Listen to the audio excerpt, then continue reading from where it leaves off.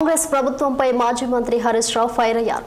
కుంభకోణాలకు Congress care of address గా మారిందని ఆయన వ్యాఖ్యానించారు. తాజా కేసులో కాంగ్రెస్ మరో స్కామ్ కు తెరలేపిందని, భూముల అమ్మకాలపై ప్రభుత్వం ప్రత్యేక ఫోకస్ పెట్టిందని హరీష్ రావు అన్నారు. ప్రస్తుత ప్రభుత్వంలో భూముల తక్కువ ధర పలకడంతో ప్రభుత్వం యొక్క డొల్లతనం బయటపడిందని ఆయన ఎద్దేవా చేశారు. ఈ స్కామ్ వల్ల రాష్ట్ర బడ్జెట్ పై రెండింతల భారం పడుతుందని అన్నారు. గత బీఆర్ఎస్ ప్రభుత్వం రాష్ట్రంలో పెట్టుబడుల కోసం ప్రత్యేక పాలసీలు తీసుకొస్తే ప్రస్తుతం దోచుకోవడానికి హడావుడి నిర్ణయాలు తీసుకుంటున్నారని హరీష్ రావు ఆరోపించారు. కేటీఆర్ అడిగిన ప్రశ్నలకు ప్రభుత్వం దగ్గర సమాధానం కూడా లేదని హరీష్ రావు పేర్కొన్నారు.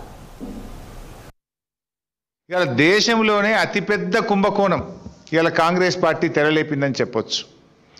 బీఆర్ఎస్ పార్టీ చెప్పినటువంటి మాటలు, నిన్న కేటీఆర్ గారు చెప్పినటువంటి మాటలు అక్షర సత్యము అని నిన్నటి మంత్రి గారి మాటలతో రుజువైపోయింది, తేటతెల్లమైపోయింది. థ్యాంక్స్ టు శ్రీధర్ బాబు గారు. నిజాన్ని కొంతవరకు ఒప్పుకున్నాడు. ఆయన కొంత దాచే ప్రయత్నం చేసింది, కానీ కొన్ని ఒప్పుకోక తప్పలేదు. పారిశ్రామిక వాడల్లో ఆ రోజుల్లో పిల్లలకు ఉద్యోగాలు రావాలని తక్కువ ధరకే పారిశ్రామికవేత్తలకు భూములు కేటాయించారు. 9,292 ఎకరాల భూమిని ఇవాళ 30%, అది కూడా రిజిస్ట్రేషన్ వాల్యూ 30% రిజిస్ట్రేషన్ వాల్యూలో కట్టించుకుంటే రాష్ట్ర ప్రభుత్వానికి 4 నుంచి 5,000 కోట్ల ఆదాయం వస్తుందని నిన్న మంత్రి గారు చెప్పారు. నేను చెప్పలే, శ్రీధర్ బాబు గారే చెప్పారు. స్పష్టంగా చెప్పిన ప్రెస్ మీట్లో, మేము ఈ 9,292 ఎకరాలు అమ్మేస్తున్నాం, రిజిస్ట్రేషన్ వాల్యూలో 30% కడితే మాకు 4-5,000 కోట్ల ఆదాయం వస్తుంది అన్నారు. మరి నిజంగా ఈరోజు ఆ 9,292 ఎకరాల భూమి విలువ ఎంత ఈరోజు మార్కెట్లో? ఖచ్చితంగా 5 లక్షలకు తగ్గదు. 5 లక్షల కోట్ల రూపాయల విలువ కలిగిన భూమి. మరి నేను అడుగుతా ఉన్న శ్రీధర్ బాబు గారిని, ఈ ప్రభుత్వాన్ని, ఈ 5 లక్షల కోట్ల విలువ కలిగిన భూమిని 4-5 వేల కోట్లకే ఎందుకు కట్టబెడతా ఉన్నారు?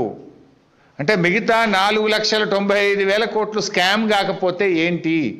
దాన్ని ఏమనాలి? మీరే చెప్పింది కదా 4-5 వేల కోట్లే వస్తాయని. ఈరోజు బహిరంగ మార్కెట్లో ఈ భూమి విలువ 5 లక్షల కోట్లు. 5 లక్షల కోట్ల విలువ కలిగిన భూమిని ఎందుకు 4-5 వేల కోట్లకే కట్టబెడుతున్నారు?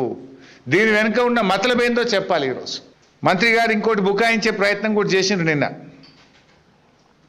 లేలే, ఇది 9,292 ఎకరాల భూమి కాదు, ఇలా రోడ్లు మోరీలు బొంగ 4,740 ఉంటుంది అని ఒక అబద్ధాన్ని చెప్పే ప్రయత్నం చేసిండ్రు.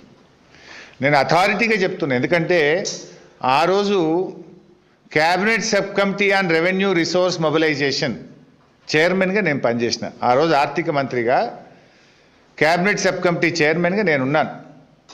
నాతో పాటు కేటీఆర్